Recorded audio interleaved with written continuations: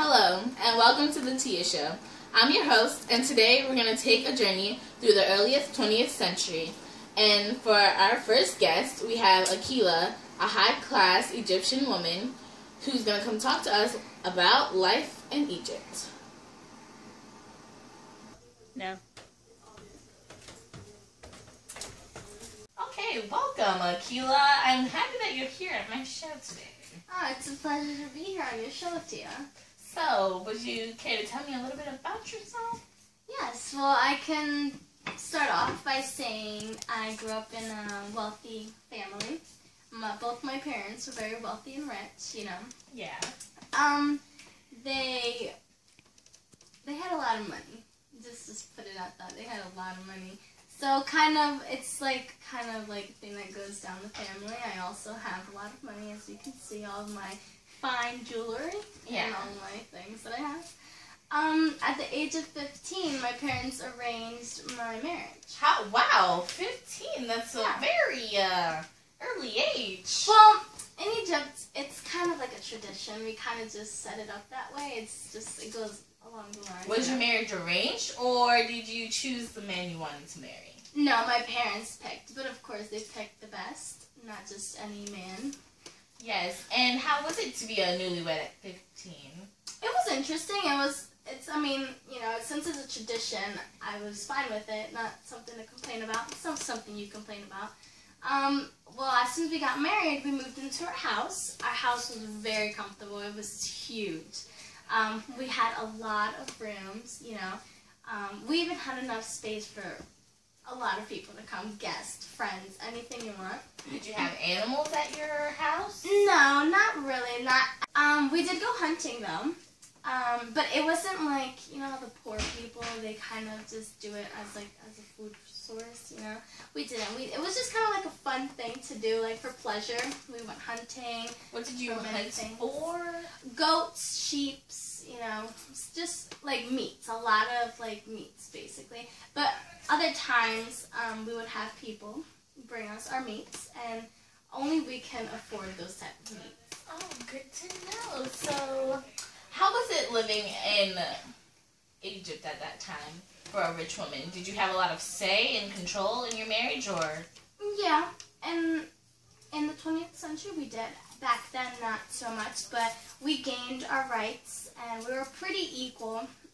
Men still were kind of like a little on top of us, but it was more of like an equal thing. We gained our rights to choose our ways. So would you say man was in control most of this time, or would you say it was like somewhat of a balance? Like when it came to work, were the men, you know, paid more? Were they treated fairly? Like, were they treated differently, or did you guys have an equal treatment? Yes, we kind of did. Pause that. Sure. Okay, so going back to, you said you got married at 15. Yes. Okay, so in your house, did you guys throw a lot of parties? Oh, parties were a big thing. We always threw, they were called beer house parties. And it was kind of just like a really big dinner party. We invited a lot of guests. We would have a big feast with a lot of pig, sheep, goats, like a lot of meats, fruits and vegetables. We usually always had pomegranate, and it's like a very expensive fruit, and only wealthy people can afford it. Okay, and who did most of the cooking at your house? Oh, well, that's an easy one. Yeah, we had slaves. They're usually like poor people, poor Egyptians, usually like peasants, and they would do our chores around the house. Sometimes they'd cook for us too. They'd go and do all of the like labor work, you know. Would you let them stay in your house? Like, were they slaves that got to stay on the quarters, or did they have to go back to the slums? Well, some of them, it depends how you wanted them. Some of them you can send them off. That'd kind of be like their job, but they wouldn't really get paid as much for it. It was just kind of like a little side job for them. And then other ones, they were allowed to stay like in a corner. They'd have their space, you know, comfortably. Yeah. Okay, and did you go to school? Like, did you get a solid education? Yes, I did actually. My family was wealthy enough to send me to school. Actually, the female literacy rate is 37% in comparison to men, which was 51%. Oh, very interesting. Yeah, feminists made a public life for Egyptian women. Thank you. Okay, and we're back. So, we're going to welcome Akusa. She is a low-class Egyptian woman, and she's here to talk to us about the roles of women in Egypt and about life as a peasant in the slums. Welcome back to the Tia Show. Hi, Akusa. I'm so happy you can make it here today. Oh, I'm so happy to be here. I'm so happy to be here too.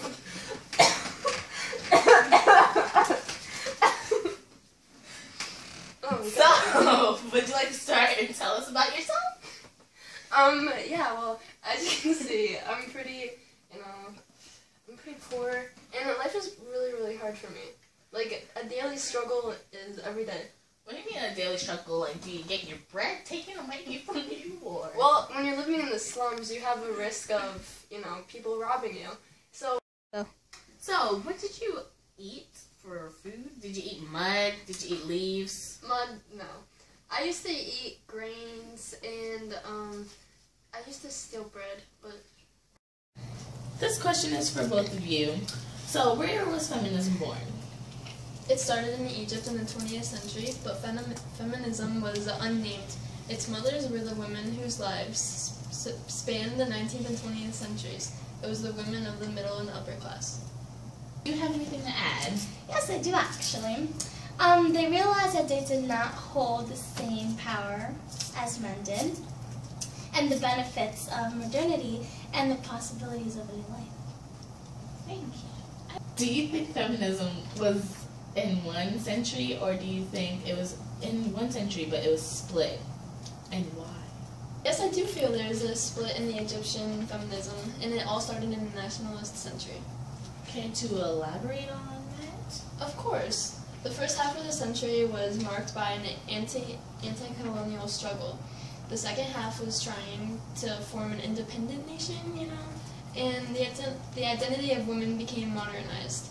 After the 1952 revolution, feminism gained its initial entry into public space in the nationalist country I spoke about earlier is Egypt.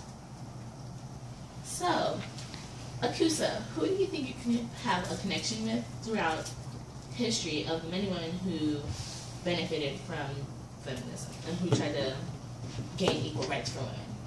Oh, that's an easy one. Otifa, because she became a hero and a national treasure.